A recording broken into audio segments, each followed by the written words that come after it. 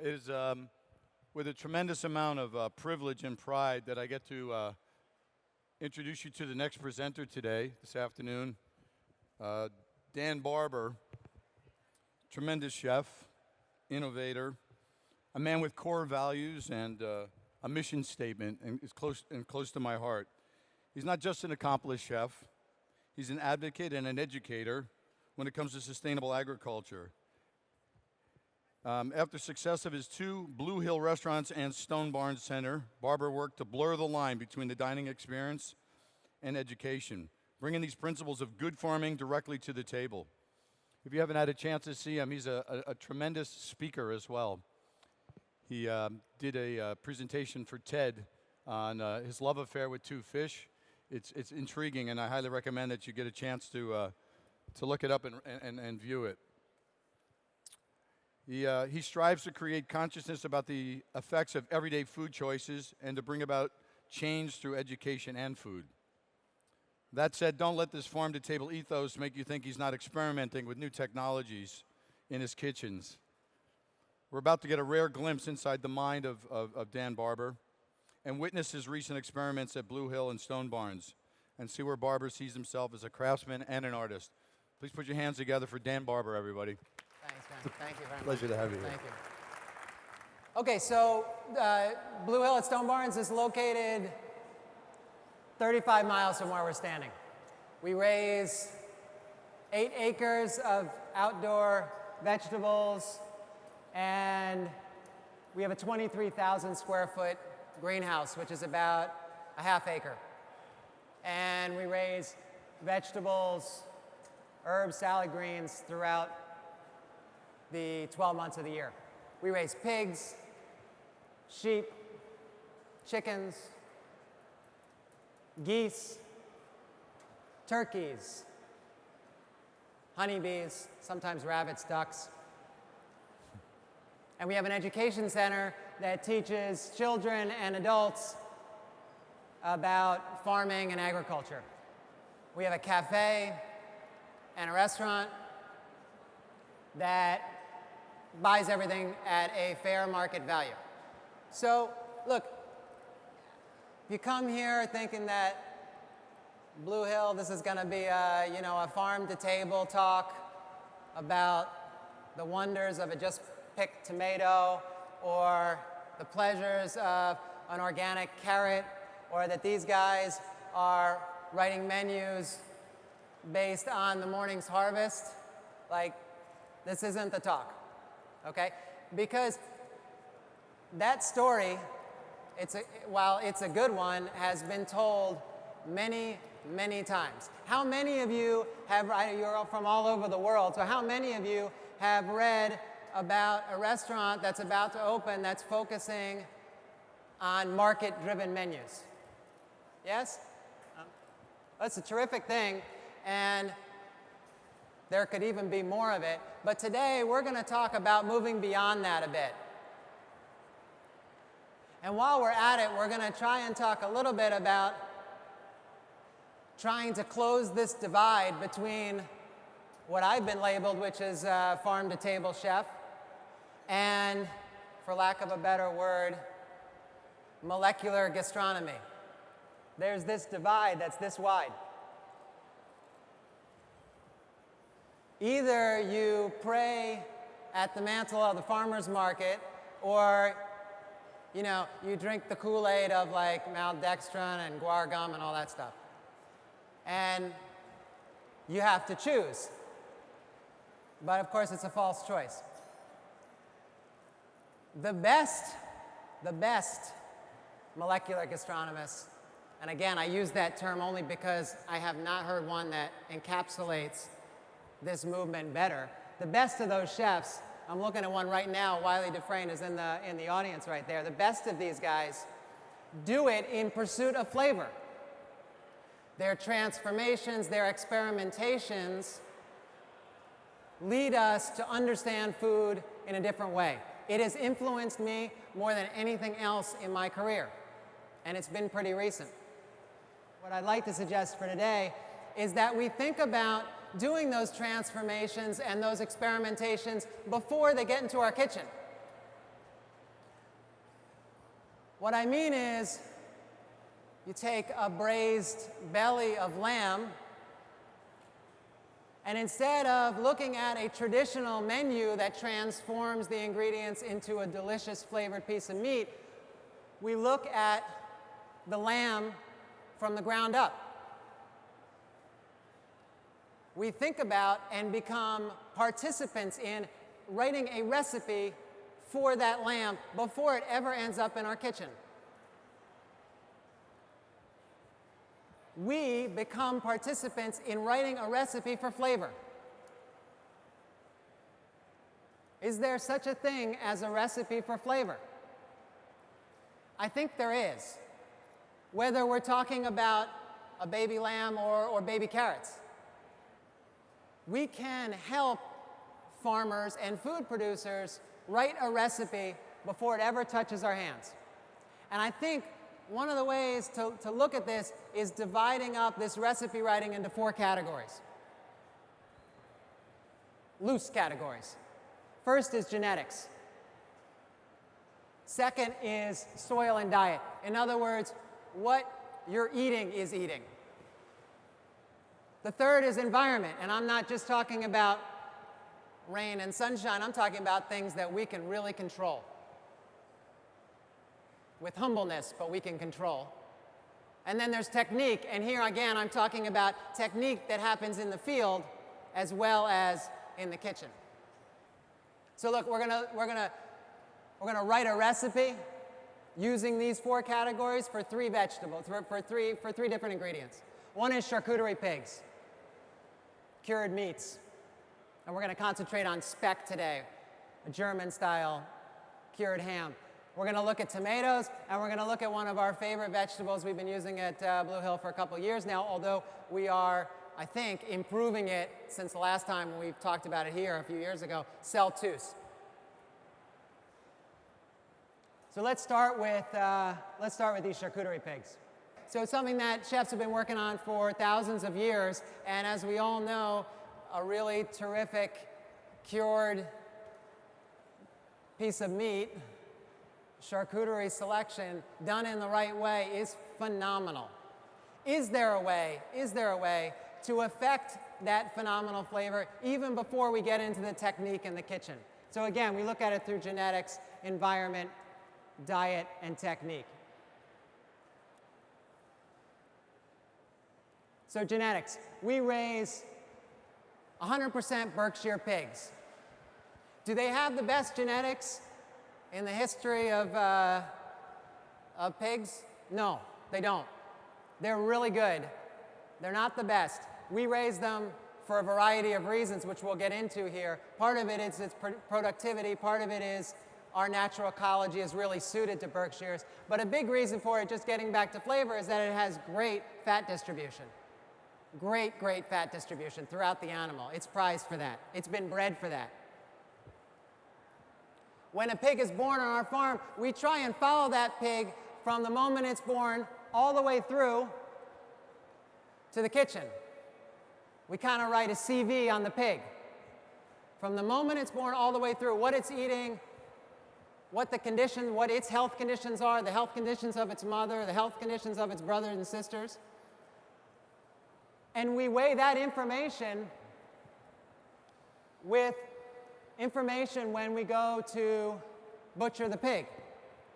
So we're looking at color, we're looking at texture, and then ultimately, obviously, we're looking at flavor. And when we hit on pigs that have the right criteria, the best of the fat distribution, the best of the flavor, the best of the mouthfeel, we track that back to the mothers and we cull them out so they are not slaughtered for charcuterie, so that we keep those genetic traits for the next generation. It's a type of natural selection that, at the end of the day, improves flavor greatly over the 7 years now that we've been open. A look at the environment. Well, I've been incredibly inspired by what's going on in the Dehesa, which is where jamon iberico comes from, the famous Dehesa with the thousands and thousands of oak trees that drop these acorns and the pigs eat them. Well, one of the things that I've learned by these trips over to Spain is that it isn't just about the acorns. Everyone talks about the acorns. Well, if just we had acorns, we could raise pigs like Jamón and Ibérico. It's not true. What the pigs need is the grass. The grass, in fact, is just as important as the acorns, because on the way to the acorns, the pigs are eating tons of grass. And the diversity of the grasses is some of the highest diversity in the world. And in fact, scientists are now discovering that you can't just take a pig, even with the right genetics, out of this environment and stuff it with acorns. It doesn't work. You get acorn stuffed pig, but you don't get Jamón and Ibérico. And a big reason for that is because of that grass, that buffet of grasses that they get on their way to the acorns. It stimulates appetite, and it stimulates fat distribution. So in our limited way, 35 miles from where we're sitting, we're trying to create a dehesa in our woodland. We have 80 acres. About 40 of it is in forest. 45 acres of that is in forest. We better learn how to better use the forest, which is what this is part of. We take our forest and we thin it out. We thin out the trees. What does that do? It lets in sunlight. And we take up the forest floor and plant our own floor, our own buffet. We control the diet. And what we do is create a pasture for the pigs. So instead of being trapped in their forest ecology, they now have the benefits of the forest ecology and of a manicured pasture land. That's controlling an environment with a degree of respect to the environment. What do we do with the trees that we thin the forest with? Well, we've launched into a very large program now of charcoal making.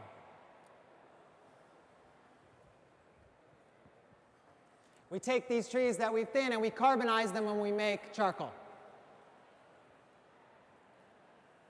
And we grill on this free fuel, essentially.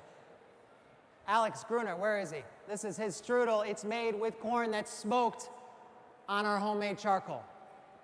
Not only do we have the homemade, Joel De La Cruz and Michael, I think you're passing around some of the homemade charcoal from wood, from the thin trees. All right, so we have this wood charcoal. We also pulverize the wood charcoal. Why do we pulverize it? Because we're trying to make something called biochar. Biochar is like a nutrient vitamin pack that gets put into the soil, an amendment to the soil, a natural amendment to the soil. It's a wonder addition to the soil. We were inspired in part by a place in the Amazon called the Terra Preta. The Terra Preta is this sort of bicycle lane of highly productive soil. And it makes no sense because the Amazon soil is pretty bad for agriculture. Great diversity in the Amazon, bad agriculture for soil production, for vegetable production. But somehow, there's this strip in the Amazon called the Terra Preta that no one could figure out for hundreds of years, thousands of years, why it was so productive. Well, just in the late 70s, scientists, anthropologists, and biologists, and soil scientists figured out why.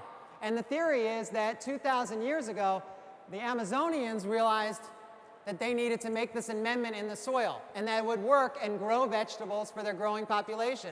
So they burned trees, charred them, and created biochar and planted that into the ground. Today, the Terra Preta is one of the most productive soils on Earth. And this is amendments that were put in 2,000 years ago. We're putting it in on our farm, slowly. And what it shows here is topsoil, normal, decent, healthy topsoil with the addition of biochar. Doubles, triples, and quadruples the topsoil. Why is that important? It's important because the nutrients, the root system, is allowed to dig deeper, to get better nutrients, to get more water, to produce vegetables and greens that have a ton more flavor. They also, from an economic standpoint, grow the vegetables 10 to 15% faster. 10 to 15% faster for each plant times the entirety of the farm is a lot of money. On your left is artichokes grown with biochar, with this pulverized charcoal, and on your right is without, planted at the same time, and what you see is this robust leaves on the left with the addition of biochar, without, and by the way, the without is with top quality organic soil. So this is just a pure test of adding pulverized charcoal to increase productivity and sweetness flavor. Okay, diet, we gotta move along here. Diet, I told you that we take the forest, we thin it out, we create this carpet of different greens for the pigs. The pigs then are let loose in here and go to town, forage, take up the buffet and move on, and we replant the type of grasses we want. It makes for a much happier pig, and I guarantee you it makes for much better charcuterie, because the diversity in the diet, again, is what adds flavor. It is not the intensity of a particular ingredient, even a great ingredient like acorns. You cannot take the jamon iberico out of the ecology of the dehesa and create jamon iberico. You can be inspired by the ecological conditions, which we are, and trying to mimic them to the best that we can. But the best way to do that for us is to make sure that they're eating as much grass and, again, the diversity of grasses. And technique, finally, is just something that we're playing around with. We started a couple years doing this on and off, and that's to take an ultrasound of certain pigs that are either sows that are producing offspring, or pigs that we're looking to harvest for charcuterie or just for the menu. You take an ultrasound across the rib and you can find out the fat distribution of a particular pig before it comes in the kitchen. You know, we've all had great pigs come in the kitchen and been wowed by the amount of fat on certain pigs at certain times of the year with certain types of genetics. But what if, as a chef, we could participate in being able to predict exactly how that fat distributes in our pork loin or our pork chop or a pork shoulder? Well, there's a technology to do it. It was invented in the 1960s. It's low-hanging fruit, and we're going to try and expand this program to all our animals, so that instead of waiting until after the slaughter to figure out that we just slaughtered a fantastically rich, genetically rich animal, we're going to keep those genes alive and pass them on. Or if that fat distribution isn't right, we take them to a different area on the farm, change the feed, this is what we're working on, to again increase the fat distribution before it's killed for better flavor. I just wanted to make one aside. That charcoal that we started to pass out, well, we also were inspired by the charcoal. Here I am taking credit for this. It has nothing to do with me. This is the guy who does all this charcoal making at the farm. Came through the kitchen one day and saw us throwing away pig bones after we had made the sauces for the pig. He got an idea based on the charcoal, and he took those pig bones and he carbonized them, and we made pig charcoal. And then he took corn cobs and he carbonized those, and we made corn charcoal.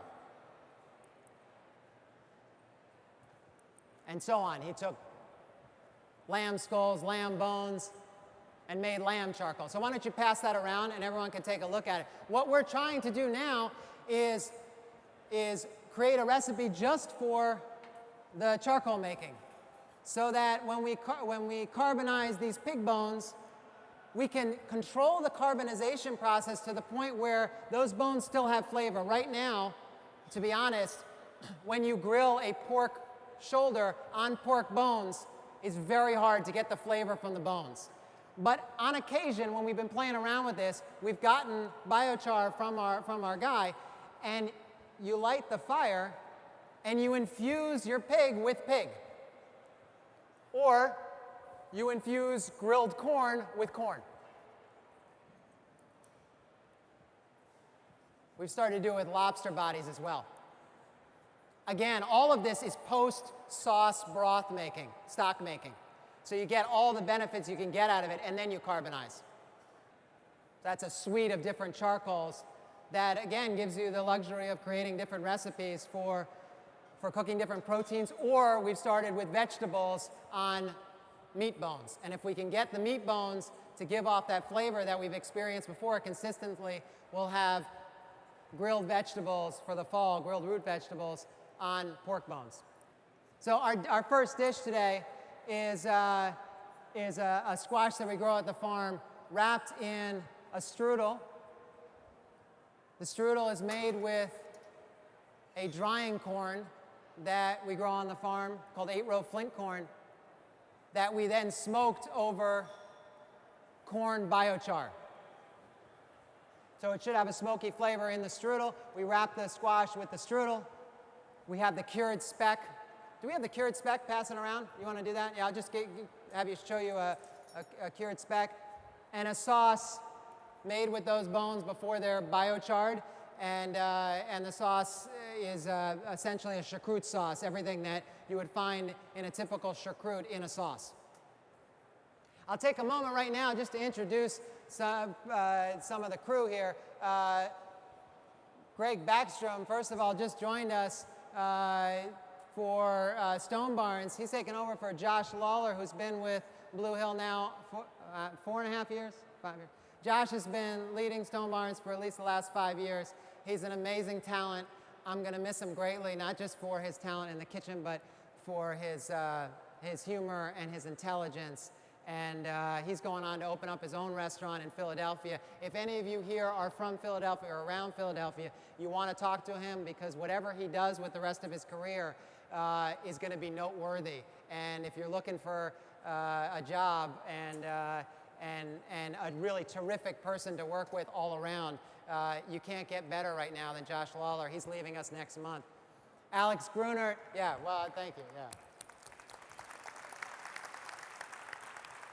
Alex Grunert is a pastry chef at Blue Hill at Stone Barns, been with us for several years, and continues to push some of these ideas I'm talking about here into classic Austrian takes on pastry and savory dishes, and also pushes the envelope in a variety of ways with his passion. And then there's Trevor Kunk over here in the corner. Trevor's been with Blue Hill now 7 years. 7 years. Trevor is an awesome talent. He runs the show at Blue Hill, New York, along with Michael Galina, who's over here passing out the speck and getting his picture taken. And where is Joel De La Cruz? There's Joel De La Cruz, has been with, working with me. Joel was born with me. He started with Blue Hill like 14 years ago, and now is a pastry chef in New York and generally helps out everywhere, and is an amazing talent himself. Okay, let's keep going here. So when you guys are done, let me know, and we'll take a shot of this plate of food. We got to keep moving. We're going to look at tomatoes. Genetics, soil, environment, technique, okay? So genetics. We got to move beyond the heirloom tomatoes. We have to stop talking so much about heirloom tomatoes. They're great. The diversity is amazing. The flavor, when the conditions are right and the farmer is doing a good job, amazing, amazing tomatoes. But I think the future of the chef's role, at least when it comes to tomatoes, and I would suggest with a lot of other vegetables, isn't with the heirlooms. It's with the scientists at land-grant universities around the country. Now, all of you are from different states here and around the world. If you're from America and you're a chef in any state in America, you all have a land-grant university. No one talks about that anymore because they don't sort of play a big role in our everyday lives, and they should. It wasn't that long ago when they did. And I think the most important part of land-grant universities are the genetics program. Now, the geneticists for land-grant university, especially Cornell, where all the hippies went in the 60s, these are men and women who totally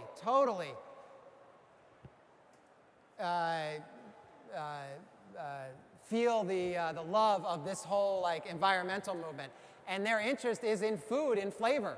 The problem is, in the last 20 and 30 years, nobody's been interested in supporting them. Where has the genetics program gone in land-grant university? They've all gone to big agribusiness. Big agribusiness is the ones who's paying the bills for the ag schools. So these great geneticists, and I mean great, who are foodies, who come to the restaurant now looking for new flavors, new experiences, have literally, you're looking at one of them, tomatoes and other varieties of vegetables in their desk drawer. Nobody wants them. Nobody's wanted them for 30 years, and they're going to retire because most of these people are in their 60s and 70s. They're waiting to retire. And these genetic traits, based on flavor, are on their way to the garbage. As chefs, we have to grab hold of this. And at Stone Barns, we're lucky enough to have a farmer who is linked up with a few geneticists at Cornell and who loves to try all this stuff. So we've got, right now, 10 or 12 different varieties, unnamed tomatoes. Tomatoes that some of these geneticists have had for 20 and 30 years. What are they based on? They're based on flavor, not on yield. These are some of the trials in the field. Again, no names. And if we like them, and a lot of them we've loved, a lot of them we haven't loved, but some of them we've been totally enamored with. And the consistency in terms of pest resistance, in terms of size and flavor, all three of those work in ways that heirlooms don't even approach. And if we really worked with these geneticists, because we are arbiters of taste, there's nobody who's telling them what tastes good. Because mainly the big agribusiness is totally uninterested in flavor. They want to know how long it's going to last across the country, and they want to know how long it's going to last in someone's refrigerator. So geneticists said to me, tell me what you want. Just about manipulating the gene.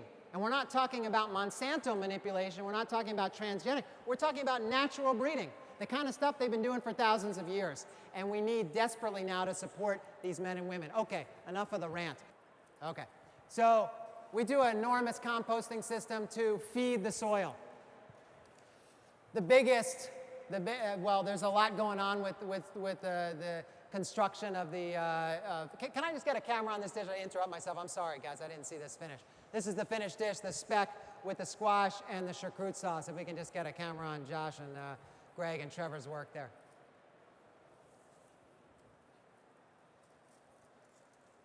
Josh, you want to hold that up just one second? Oh, he's coming. Here he comes. Up.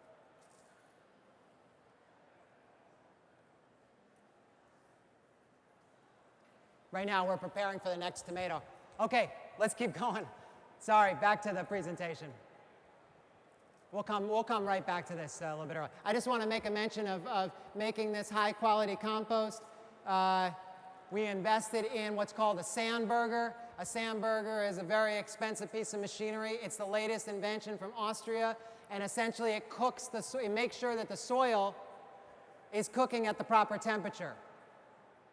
Why is it important for soil that's going to become compost to cook at a constant temperature? It's important because if you allow the compost soil to heat above 176 degrees, you start killing good bacteria.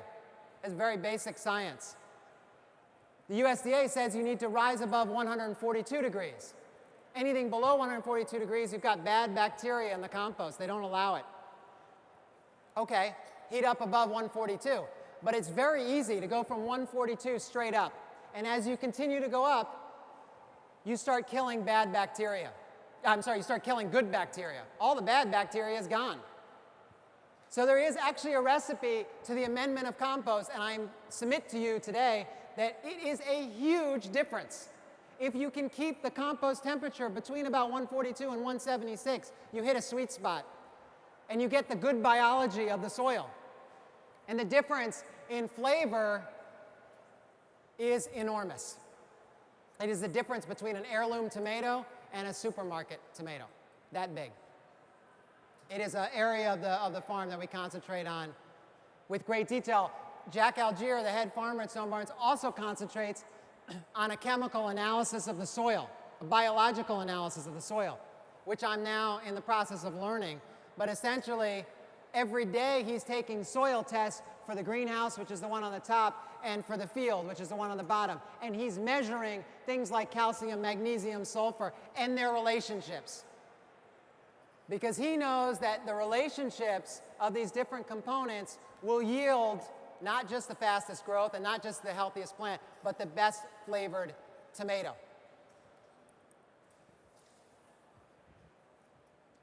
Environment, we try and control the environment to the extent that we can, like I said, with humbleness. This is a hoop house that was built, a couple of hoop houses that were built for just under $1,200, and they're on a pair of skis.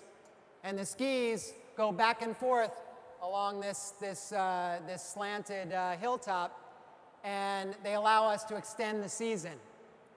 Here with tomatoes, we'll go into mid-October with fantastically sweet, vibrant tomatoes because of a cheap plastic greenhouse that's on skis. It's using sort of cheap technology in pursuit of extending the environmental conditions. Creates a great tomato early in the season, and it creates a great tomato right when we start hitting the frost because it protects the frost. Okay, so technique, well, we harvest a lot of the vegetables, and starting to with the tomatoes, with a refractometer. Everyone knows a refractometer in the kitchen. It measures parts per billion of sugar. But what about measuring that in the field? Why do it? Why do it? Because your definition of a sweet, perfectly ripe tomato, I bet 9 times out of 10 is different than mine. Who's right? I don't know. I don't know. But I'd like science to give a more accurate prediction of what we're going to taste when it comes in the kitchen. So increasingly, I'm showing you a carrot trial here with the refractometer. We're picking the vegetables based on a number that the bricks is giving us. So when when we have a history of Nelson bricks on 431 planted and tested it on June 20th, when we have a history of 9, 9.1, 9.2, we know that that's time to harvest. Next year, if we get a bricks of 8, 8.5, we'll keep it in the ground and hopefully wait a week for maybe a cold night or two, pump up the bricks, the sugars, and we harvest a great carrot. We're doing this increasingly with more and more of our vegetables. It's a way of utilizing technology or technique, just as those molecular gastronomists do so brilliantly in the kitchen out in the field. Here's our dish. Guys, can you plate this tomato dish? I'm sorry, I'm all screwed up with the time here. So this is a tomato that is from Cornell University Genetic Department. It is an unnamed variety of tomato. Is the flavor the best tomato you've ever had? I have no idea. Someone said that to us. Is this the best tomato you've ever had? I don't know. The best tomato you ever had is probably what your grandmother made for you with a ham sandwich. So I don't know how to tell you what is the best tomato. I know that if we keep working with this geneticist, we're going to get to a far superior and consistent tomato than that heirloom tomatoes that we love so much. Or maybe my great-grandchildren will get to a tomato that we can breed that will be better than that great heirloom tomato. I'm going to go back to the talk because we got to keep motoring on, and then we'll come back to this plater when you're ready. Celtuce, we've talked about it before. We're increasingly excited about it. Part of that is because of following these 4 criteria for the recipe. Here's the first, the genetics. What do we do to improve genetics of Celtuce? It's very hard to get Celtuce seeds that will produce in certain areas, especially the Northeast. It's originally from Laos. So what have we done? The Celtuce that Michael's passing around is Celtuce that is naturally selected, the most vibrant. The largest stalks are naturally selected every year. We allow those, the best Celtuce, literally the individual best stalks, to go to seed. When it goes to seed, we save the seed, we plant it for the next year. And that allows us to naturally select and to regionalize Celtuce to become better every year. And this Celtuce, without exaggerating, is twice as good. Hey, are you going to crack that? Is that open? Can they smell that or no? You know, is that, you should crack it open if it's not, huh? Not you, man. You do that every day. Pass that on. Okay, all right. So here's the Celtuce in the soil in the winter. We started early in the winter so we can get a jump start on the season. One of the ways we're able to start it early in the season is by taking all the trash from Blue Hill at Stone Barns and some from Blue Hill, New York, that we add into a different composting system. I showed you a windrow composting system. This is kind of the down-home variety. It's called an O2 compost system. You just dump all your trash in here. And for those of you who have a restaurant where you can put this out back, it's really very easy. The energy that's created from the breaking down of the material, the breaking down of the refuse from the kitchen, the energy that's created from there is fed through a pipe that also feeds through water. So you end up heating the water for free by the breakdown of the vegetables. And those little cords that are running below the seedlings are running hot water now. They usually run cold. I mean, they would run cold if it wasn't attached to the compost. The compost is giving off heat in breaking down the vegetables, and in breaking down the vegetables and creating that heat, it's fed through the water. The water's heated, and it keeps our seedlings warm on these late winter nights, so they get a head start before they go out into the field. Soil is our latest experiment with Celtuce. We contacted a nut oil company in California that makes hazelnut oil. We asked them, well, what do they do after they press the hazelnuts for the oil? What do they do with the leftover, what do you call it, hazelnut refuse? I don't know. What do you call that? Stuff. Skin. Yeah, well, it's not really skin. It's the whole thing. It's what's left, huh? They said, you know, they throw it away. So we spoke to the president, and he's now sending us this hazelnut dust, this post squeezed hazelnut oil hazelnuts. Jesus. Pulp. Yeah, thanks, man. That's the word I'm looking for. There's the pulp. So he sends us the pulp, and the farmers, Jack, has been experimenting with throwing the pulp on the Celtuce. And what do we get? You actually get hazelnut Celtuce. Now, what I'm suggesting to you is that when you open this thing up, you're not going to be blown away by hazelnut flavor. But if you start thinking, I'm in the mood for hazelnuts, and you open this up, I swear to God, you'll smell hazelnuts. And when you cook it, when we get it right, and we are on our way to getting it, we did this with fennel and hazelnuts, and the core of the hazelnut was really, really effervescent of hazelnuts. It was amazing. So we're going to get it with Celtuce. This is our first trial. You're in our little gentle experiment right now. And then technique, something we haven't done yet, but we're really playing around with, is to use that O2 compost, this composting of vegetables from the two kitchens, and cooking the Celtuce in it. Now, I told you that we have the ability in making this compost to keep a consistency of temperature, right? If we can keep a consistency of temperature, and we can vary the temperature based on the biology, why wouldn't we just cook in it? So this composting bucket then becomes like a circulator, except you're not cooking in water, you're cooking in soil. And not only that, but you can control the soil. And it's not soil, it's refuse from the kitchen. So, I don't know, we could get a truckload of hazelnut, what did you call it? Hazelnut what? Hazelnut what? What was it? Pumice, yeah. Right? And we could have a bin of hazelnut pumice and just stick the Celtuce in there, create the right biology around it, and keep a pretty consistent temperature and cook the Celtuce that way. There is flavor penetration through the bag if it's done long enough and at the right temperature. So what we're experimenting with is not just cooking the not just infusing through osmosis the hazelnuts with the Celtuce in the soil, but then cooking it in a kind of hazelnut infused environment. Or, by the way, it doesn't have to be hazelnuts in there. It could be carrots and onions, and you could be cooking the Celtuce like a stock and infusing it with vegetables. I don't know. This is next year. Celtuce dish. You guys are going to put that together.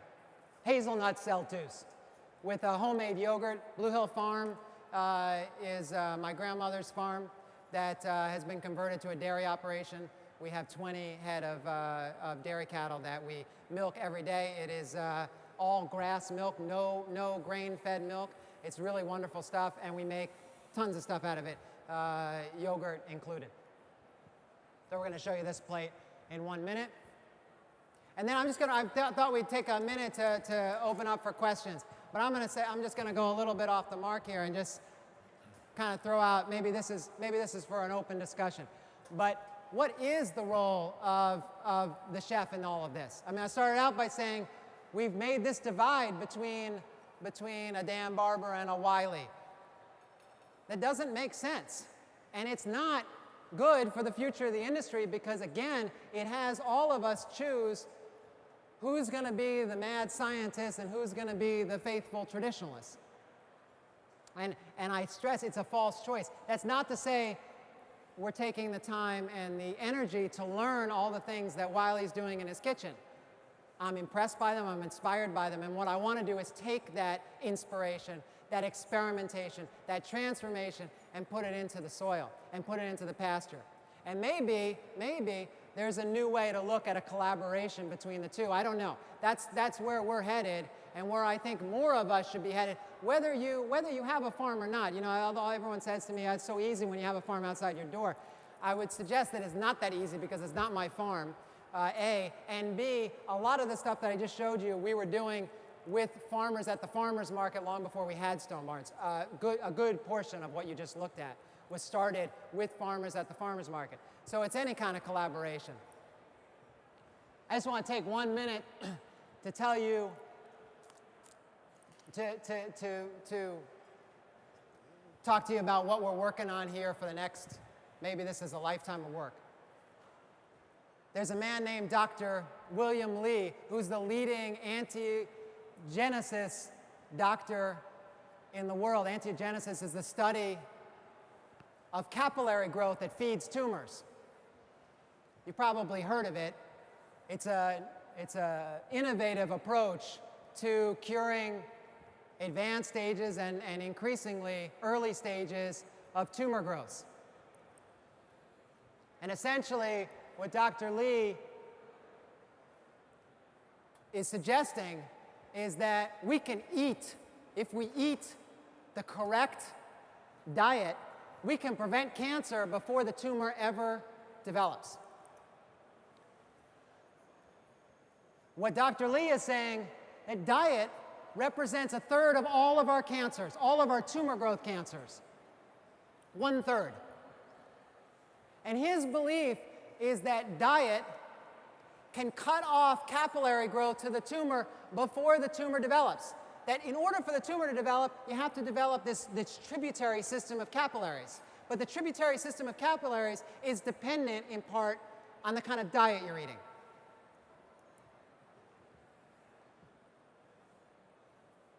The blue is cancer drugs. These are the leading cancer drugs of the world. The red is diet. And what this chart suggests is that diet is just as effective as the latest technological advances in poisonous cancer drugs.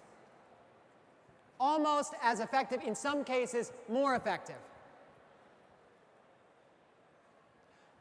What Dr. Lee gave this talk, this very inspirational talk that I was at a little while ago, and I got to talking to him, and I said, you know, Dr. Lee, you have this list of vegetables and fruits, and some meats even, that are preventative for capillary growth, that you've proven to be preventative for capillary growth. Parsnips and grapes are among the two that are highest on his list. I said, Dr. Lee, have you ever looked at how the parsnips and grapes are grown? In other words, for those antiogenic properties in parsnips and grapes, what about a parsnip that's grown organically? What about a parsnip that's grown in compost-amended soil? He looked at me and said, we never looked at that. All of his studies have been based on just a generalization about a parsnip is a parsnip. Well, we all know a parsnip's not a parsnip. We all know a tomato's not a tomato. And my question, and his question, because luckily he ended up being a real foodie, the question is it possible that the tomatoes that we love so much to work with, the parsnips that we love so much to work with, have anti-cancer properties within them that far exceed a conventional tomato or a conventional parsnip. So our work with him right now, entering into this new stage, is we're sending him vegetables from the farm. And we're testing them for anti-genetic property, anti-genesis properties, anti-capillary growth properties, versus all the stuff that he used to test for. And what we're trying to show is that the vegetables that have the greatest flavor, the vegetables that we want to be working with in the kitchen, are also the ones that are healthiest for us. We all know that to be true, right? But did we ever think that we could prove it with science? And we could prove it in a very specific science, which is with cancer growth. I'll just end with this because I found this other talk they did the most exciting. He did a study on teas for anti-angiogenic properties. And even though we've heard everything about sencha tea being one of the highest anti-cancer teas you can have, he found Earl Grey to be almost twice green tea, almost twice sencha tea in terms of its properties for cutting down capillary growth. Well, one day, one of his assistants mixed the green tea and the Earl Grey tea and the sencha tea. They mixed it in the lab. They put it together. Before the results came, he thought he knew what the results were going to be. It might be the same as Earl Grey or just a little bit more because the combination. But what he realized is that the potency is more than double. The combination of green tea and Earl Grey increased the anti-angiogenesis properties by double. And what that suggests to me, and I think maybe to all of us, is that that's cooking. That's cooking. So the next phase of our work with Dr. Lee is to look at dishes, actual dishes that we're going to freeze dry and make tests for these anti-capillary growth properties. So I'll end there just as an overall picture of what I think stepping out of the kitchen the chef can do for the future. Thank you very much.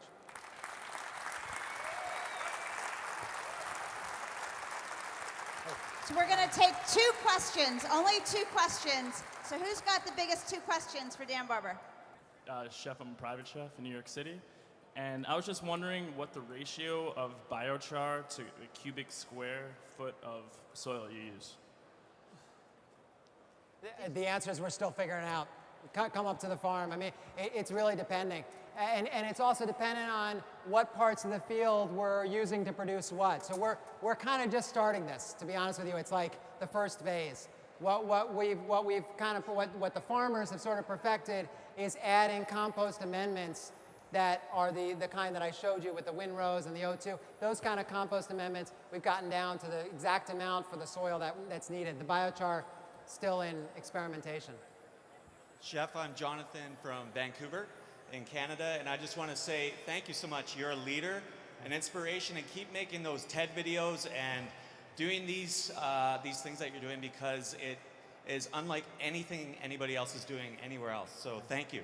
Yeah, I would just answer that. I know it's not a question. It's very, very hard to come back at you at that. But I don't know that that's true, and it's not a false modesty. But it's not. There are a lot of people out there. It is a false modesty. No, hold on. No, really, I really believe this.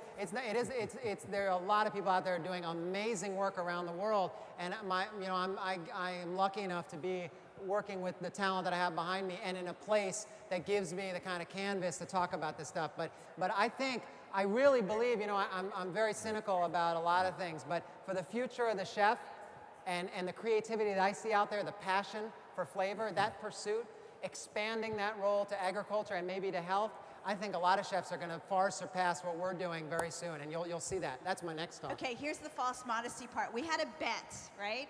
Do you see any empty seats in this stadium? We had a bet. So Dan's cheating me. Now Antoinette has to come to dinner at Blue Hill. Lost.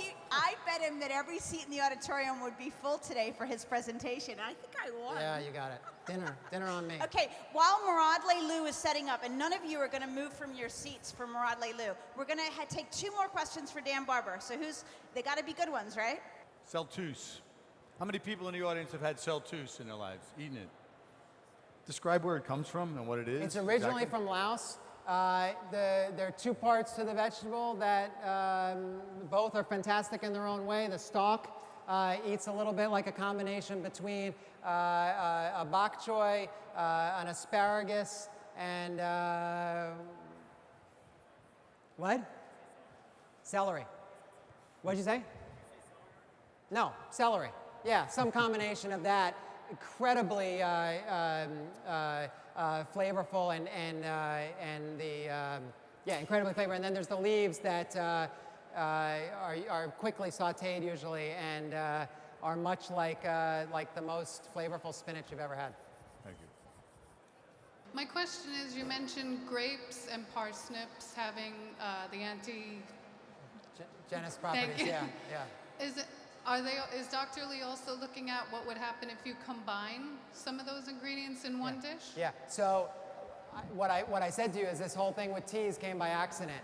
And what I've wanted him to do is not just look at the individual ingredients grown what I think is in the right way, but also these dishes that we're making that we actually really like, some of them may be here, that we would send to this laboratory that he's got. He's working in collaboration with Colorado State University. It's going to freeze dry them and test them for the genetic properties that hopefully we're going to see that the combo platter of these vegetables ends up having fantastic potential. I mean, look, what do I know about health and science and nutrition? Nothing, except that there has to be a reason we're always going after the best flavors. And it can't just be because we're pleasure mongers. You know, it has to be because there's a genetic hardwiring in us, evolutionarily speaking, that had us seeking the most nutritious foods. And I'm not talking about candy bars, obviously. That's cheap. That's cheap flavors. But I'm talking about real, true, primal flavors. Have to have a correlation to a healthy ecosystem in your body. And I think cornering the cancer idea is a good place to start if we can do it. Well, everybody, I just want to thank Dan Barber. Talk about core values and passion. I could listen to him for hours on end. Thanks. He's amazing, amazing, really. Fantastic job.